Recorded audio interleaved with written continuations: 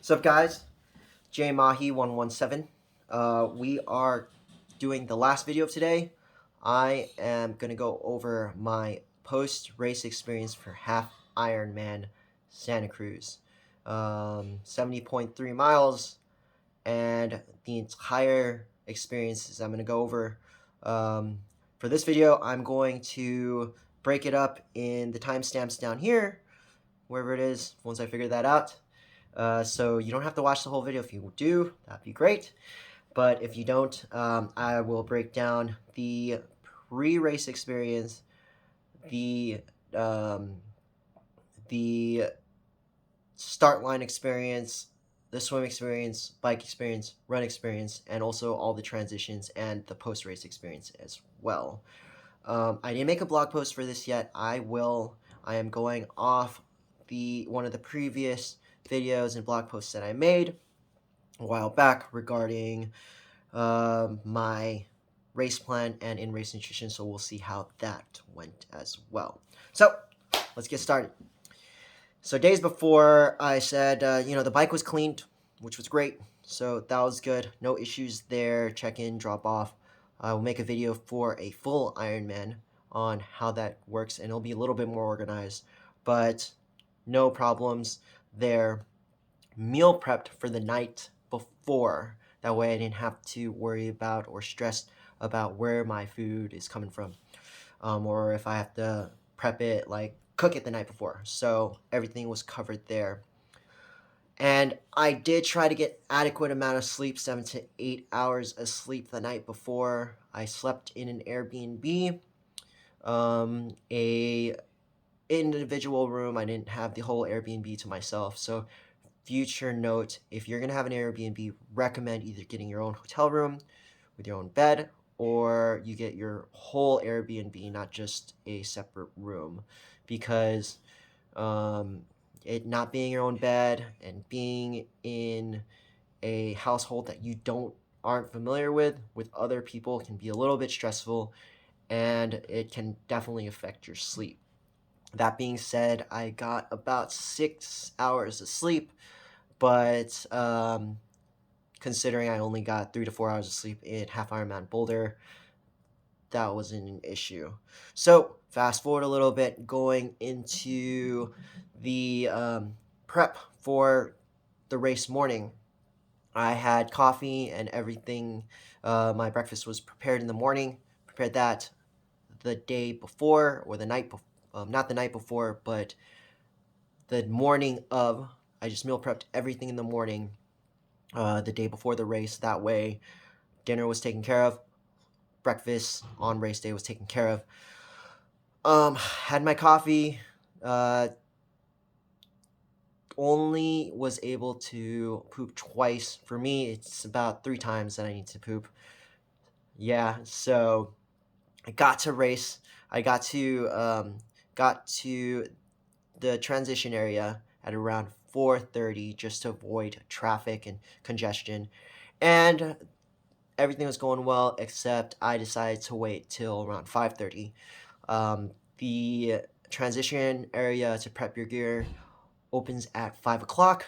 I thought since I got there early and everything was ready, I waited till 5:30. Big mistake. What you want to do next time is, just even if you feel like you're ready, go to your bike location, your transition location at 5 o'clock. Set everything up, get warmed up, and use the restroom, talk to people, whatever you need to do to get ready. My mistake was I didn't do all that, and I ended up rushing all the way to the start line. I didn't stretch, I didn't warm up, I didn't use the restroom one more time, and that affected me later on in the race, and I will go over that.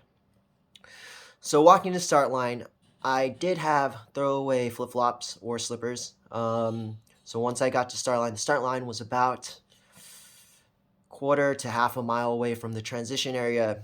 Some gravel, some cement, and then you get to the beach. And that, once you got on the beach, no issues there, but it's just a little bit uncomfortable in the beginning of just getting to the start line, so you might as well be comfortable and have one less thing to worry about. I tossed away my throwaway flip flops in the end, or in the beginning of the race, so I didn't have to worry about them. I did not warm up in the water. We had an option to warm up in the beach, and I did not take it. In hindsight, I will be doing that. So for starting, we did start in corrals, just like in Boulder.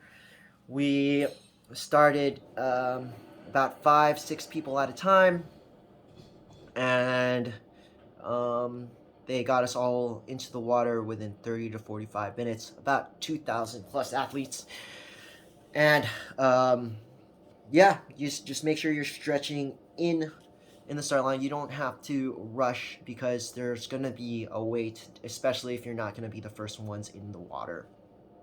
Um, during the swim, the swim was pretty good. I did have issues with my goggles, and I also, because I didn't warm up, I did not anticipate any issues with the goggles, but I did, so that slowed my time down a little bit. I stopped in the middle of the swim just to fix my goggles, but I did follow the rule that I set for myself to keep 2 swimmers in between me, so I limited my sighting times that I'm sighting.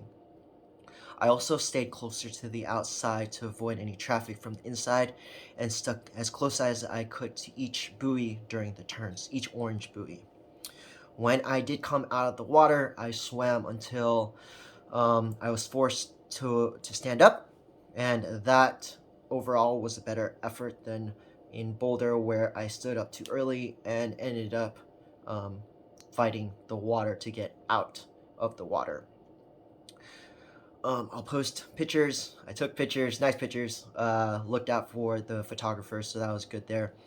I did have a goo inside my wetsuit coming out, or my tri-suit. So I took one goo then and jogged to the transition area. Again, it is about a quarter to half a mile run from the transition area. I didn't have shoes. I did see some athletes wearing shoes, so you can have your family members place shoes near the end of the swim. Highly recommend it because it saves your feet and it allows you to handle the run up to the transition area much better. T1. I didn't rush out of T1 this time. I consumed liquids and had no issues there. Hold on, we're gonna pause real quick. Okay, so T1. T1, just took my time coming out of T1. Had everything ready according to my race nutrition. I had all my goos in my bento box, the bento box that was on my profile design reservoir. And coming out, I comfortably just started. I started off for Santa Cruz, and if I do Santa Cruz next year, we'll go over a 2022 video. But for Santa Cruz, we did come out on the lower gears because you hit a hill within the first quarter mile. Some athletes that didn't know that had trouble getting over the hill because they were in their big gear. So that issue was resolved. During the bike, the plan was to take it easy, 18 miles, 20 mile per hour pace. No issues in the beginning of the race. Within the first 3 miles, though, I hit some rough terrain and all my goo fell out. Fortunately, I prepared for that by having extra nutrition, liquid nutrition, in my bottles. I had 24 ounces of race liquid nutrition filled with 400 calories of Tailwind and 1 IV hydration pack inside my reservoir. I had equivalent 24-ounce bottle on my cage of 400 calories and also a IV hydration inside that bottle, and then I had an extra 24-ounce bottle of just pure water. That would have covered me for about 4 hours of the bike, and I completed the bike in about 3 hours. So anyways, I lost all my goo, which was unfortunate, but the liquid hydration prepared me for compensated for that. The plan went well all the way up until the turnaround point, which was about mile 38 to 40. That was when I started having bladder issues because I did not urinate before the race. I usually don't have issues with not having to urinate, but I did. And I tried to bear it for an entire hour, for about 20 miles, but I couldn't, so I had to stop and use the porta potty. That cut out a lot of time. My original average was about 20 to 21 miles per hour at an easy pace, so that was on par there. But once I stopped, my average time went down to about 19 miles per hour. I stopped for about 4-5 minutes, so that affected my bike time there. That's okay. Third, so I did take a salt pill at the 38 mile mark to prevent cramping. I had no issues with cramping throughout the bike leg, and then I took another salt pill at the 56 mile mark to get ready for the run. Coming into transition 2, again, no issues. Took my time. Empty bladder, so that was good. And I decided just to go with one bottle filled with about 400 calories of tailwind and one hydration pack and 1 to 2 goos on the run. What I should have done too was use the restroom because, again, I did not have a bowel movement prior to the race, so that was going to affect me on the run, and I'll go over that in a bit. We're still in G2, so another issue that I completely forgot was that I did not have the correct IV hydration for the run. I had to use my wife's packet IV hydration flavors, and I forgot that those flavors for the run messes with my stomach. So we start the run, coming out T2 really fresh, and actually a little too fresh. I did not stick to the plan initially. I went out at around a 7-minute to 7:30 pace. Original plan was to go at an 8:20 to 9-minute pace. Did not stick with that. I thought I was really fresh, but come around the 3-mile mark, I took my first swig of my hydration bottle and I started getting stomach cramps. The stomach cramps and the need to have a bowel movement lasted the entire rest of the run leg. So at that point, I was between either drinking the hydration and suffering cramps versus stomach cramps versus getting muscle cramps. In the end, I decided to go with the stomach cramps over the muscle cramps and just drank the water anyways.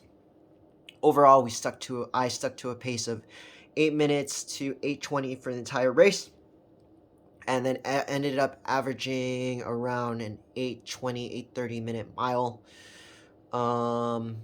Nutrition otherwise was on point. Aside from the stomach issues, the race went well, especially since I was able to run it in comparison to Boulder, which I walked. Santa Cruz, I was able to run the entire course, and I finished with a overall time of about 5 hours and 33 minutes. So that was the run portion of the leg. If you guys have any questions on that, let me know. I did drink water, so I had a full bottle with me. I didn't have a water bottle just filled with pure water. I drank water at every aid station. Having just pure water isn't an issue for me during the runs, so I figured I could do that at every aid station. Cramping was a non-issue as well, muscle cramps, since I was drinking the hydration bottle, but stomach cramps was an issue. I ended up ditching the hydration bottle at around the final 2 to 3 miles because I was done with it, and just ran my race without needing to hydrate for the final 3 miles. Post race, I did decide to eat at the tent, at the athlete's tent, because just to prevent bonking. I didn't do that in Boulder, so that's a plus there. Did some stretching and recovery at the end of the race and had no issues the next day, and was able to do a recovery run the next day. So there you have it, guys. My entire half Ironman Santa Cruz experience. This is my second half Ironman. Much more pleasant, much more prepared than the first. I did do a previous video on the changes that I made and the habits that I developed to be ready for this race, as well as the next race, which is full Ironman California in Sacramento. We'll do a couple videos on that in the future. But for now, thanks for staying tuned and watching. Hit the like button and subscribe for more videos. Shoot me some messages to, let me know how I did, what kind of videos you guys would like to see, and if you guys have any questions that I can answer. All right, guys. See you out there.